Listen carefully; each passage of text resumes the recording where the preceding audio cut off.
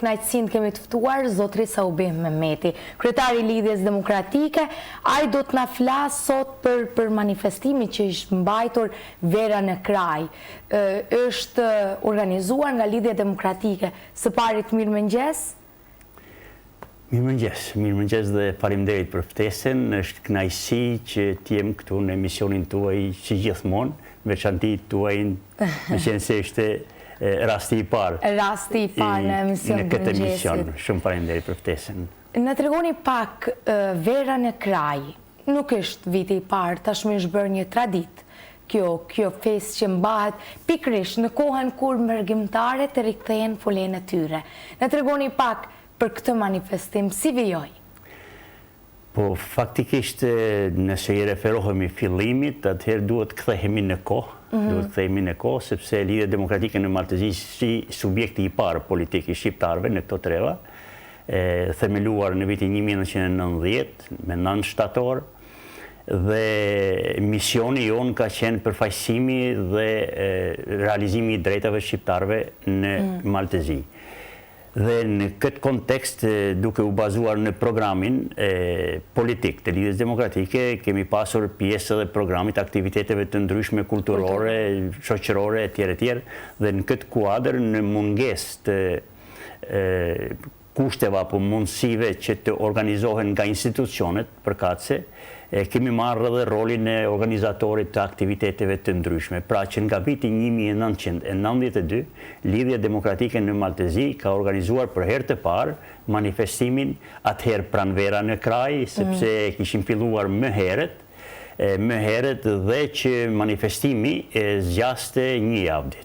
Pra, për 7 ditë kemi pas aktivitetet të ndryshme, kemi ndarë në fazat të ndryshme, dhe më thënë ka pas recitime fillimisht, atëherë promovimi i nxënësave në aktivitetet të ndryshme, dhe më thënë kemi pasur ekspozita, lojrat popullore që janë organizuar, dhe më thënë disa ditë me radhë ka pasur aktivitete, dhe e kemi përmbyllur me një koncert manifestim, festiv, si përmbyllje e aktivitetit pranvera në kraj. Mirë po, prej vitit 1992, jemi dëshmitarë se çfarë ka ndodhur deri në këto vitet e fundit. Emigrimi ka bërë atë që janë boshatisur, në përgjithësi trojet shqiptare, por në veçanti në kraj, sot kemi për fat keq fshatrat totalisht të boshatisur, dhe ka disa vite që organizohet vetëm në një ditë, me përjashtim para 2 viteve kemi pasur një ditë aktivitet promovimin e librit Ali Gjergj Britaj, 2 ditë me heret, dhe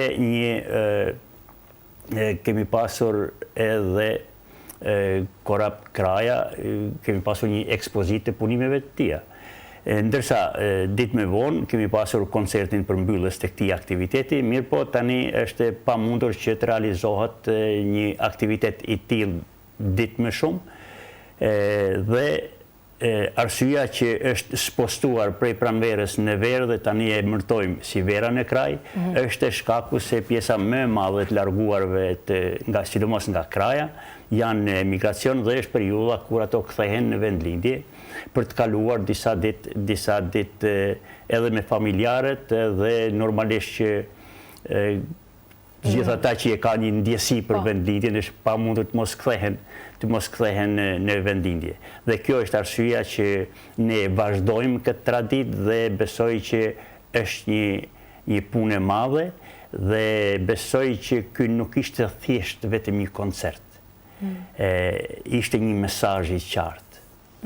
Ishte mesazh sepse vetë të pranishmit, numri i madh i tyre, dëshmuan se ka nevojë për organizimet e tilla, se kjo thjesht nuk është vetëm për t'u argëtuar, por qëllimi i këtij manifestimi është kontakti me mërgjimtarët, se kryesisht atyre dhe ju referohemi, por edhe për vendasit edhe për ne që kemi mbetur këtu, është nevojshme që të takohemi, të shkëmbejmë edhe përvoja, nga njëra dhe të shmallemi me njëri tjetrin. Pra ky është ai thelbi dhe arsyeja pse duhet e organizojmë faktikisht dhe pse duhet të vazhdohet kjo traditë. si shërben për mërgjimtarët, si shërben organizimet e tilla, nuk po flas për moshën e madhe, sepse ato kanë lidhjen me krajen, por flas për brezin që tashmë nuk është se ka një lidhje të drejt për drejt me krajen, përveç se kanë prejardhjen. Me sa kam vrejtun, dhe më thënë, ato cilët kanë shkuar më herët përpiqen në të gjitha format të ruajnë lidhjen me vendlindjen. Dhe një prej atyre është edhe familjarisht kur kthehen, normalisht që vinë edhe me fëmijët e vet dhe këto kontakte të shpeshta e arrin atë efektin që ne e presim. A janë të mjaftueshëm? Me siguri që jo. Nuk janë të mjaftueshëm sepse gjeneratët e reja kuptohet që jetën sidomos në Shtetet e Bashkuara të Amerikës, ku edhe aderojnë pjesa më e madhe e bashkëdhëtarëve tanë, është një jetë dinamike, kuptohet kushtet janë të tilla që mund t'ja ofrojnë vetes çdo kënaqësi, them ashtu, por besoj që kanë filluar ta kuptojnë edhe ata se nuk është kënaqësia vetëm tek ekonomia mirë, apo ku ta diun. Kënaqësia është ajo shpirtërore që të mban. Dhe këtu kam vërejtur që edhe brezat e ri janë të interesuar të vazhdojnë të vinë edhe në një periudhë më të gjatë, ka shumë të rinj që vinë fillimisht vinë me prindër, pastaj normalisht kur fillojnë edhe pavarësohen pak a shumë, vazhdojnë atë dhe rikthehen dhe rinë. Ka shumë raste që personalisht e di që rrinë një kohë më të gjatë dhe kanë krijuar një rreth shoqëror e cila besoj që do ta mbajnë edhe shumë breza se shiko. Ne kemi rastin të arbreshëve tonë në Sicili. Për një periudhë nuk ka ditur kush se ekzistojnë. Ato ka 500 vjet që janë atje, ndoshta edhe më tepër. Mirë po, kohët e fundit, vitet e fundit janë bërë shumë aktiv. Nuk po mohojnë prejardhjen e tyre se janë shqiptarë. Ndërsa emigrantët tanë janë të periudhës së vonshme, diku rreth viteve 1960, fillimisht kanë filluar të shkojnë atje, dhe ka kulmuar prej 92-shit e pas. Mirë po, kjo nuk do të thotë se ata humbin identitetin, por me këto ardhje të shpeshta, me kontakte, me këto mundësi të organizimeve publike, unë besoj që është një mundësi e mirë për ta mbajtur gjallë lidhjen mes vendlindjes, banorëve të cilët kanë mbetur këto, edhe atyre që janë larguar për shkaqe të ndryshme, fillimisht ekonomike, pastaj edhe politike për fat të keq, që mbi 60% sipas disa vlerësimeve tona rezultojnë që janë larguar në emigracion.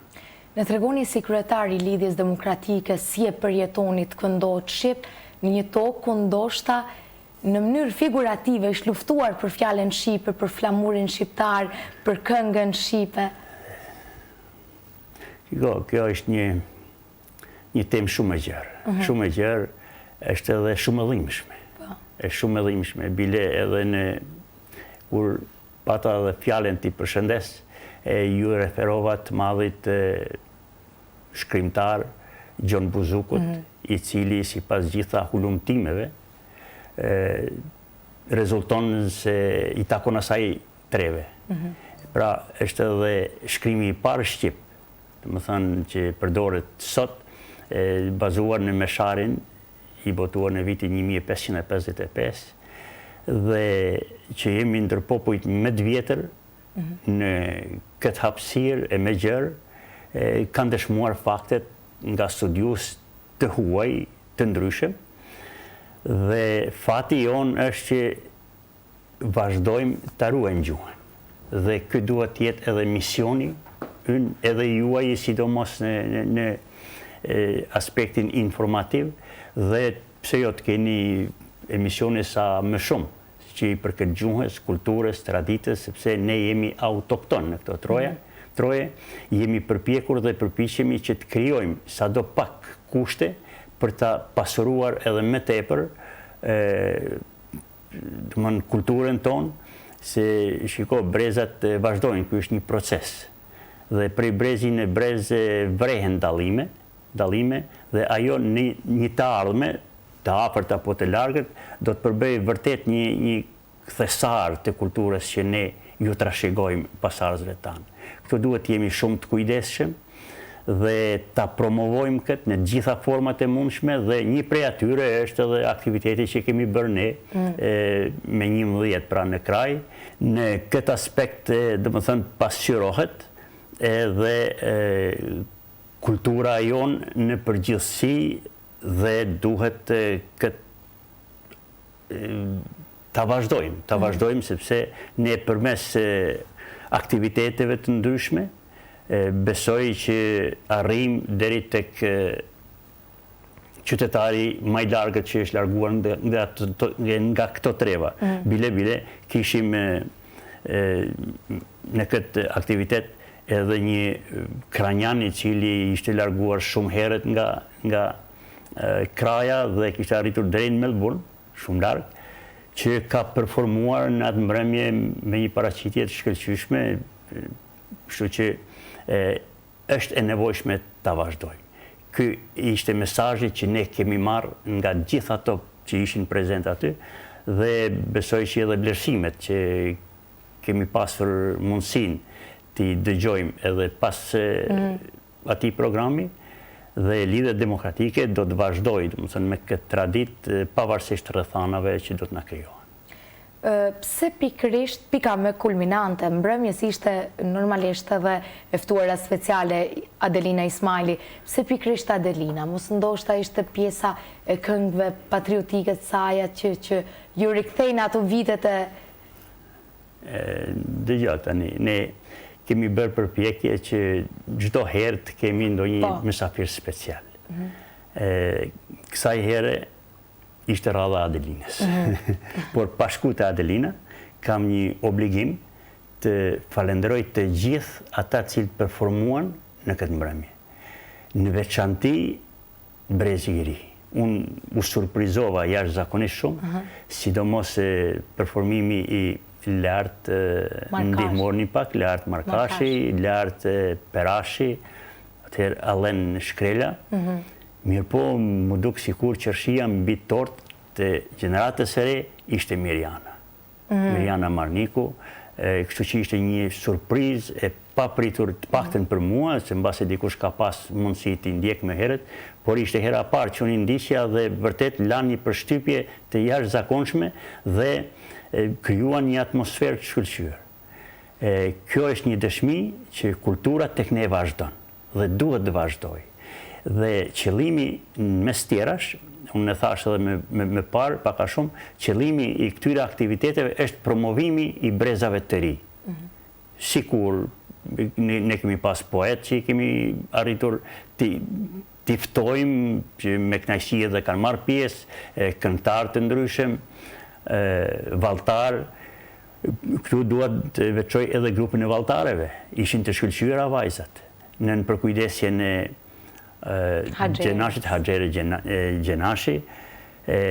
Mendoj që pjesa më e mirë ishte kjo për mua.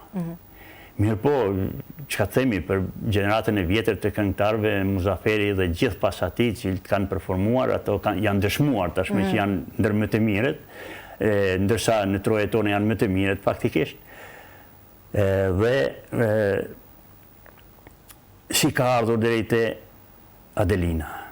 Unë dua ta falenderoj publikisht menaxherin e Adelinës, Bali Krasniqin, i cili është mik personal i imi dhe ka arritur që na ofroj këtë kënaqësi që Adelina të jetë prezent. Domethënë me organizimin, me përkushtimin e tij dhe organizimin e obligimeve të Adelinës, e ka rezervuar këtë datë që të jetë në kraj për ne. Dhe unë mendoj që kjo ishte kulmi, se Adelina mbetet edhe në vazhdimësi diva e muzikës popullore dhe jo vetëm e muzikës popullore, ajo është veçuar me zhanrin e këngëve të saj, si unë nuk e di si ta quaj, por është një furtunë që e ngrit atmosferën në kulm.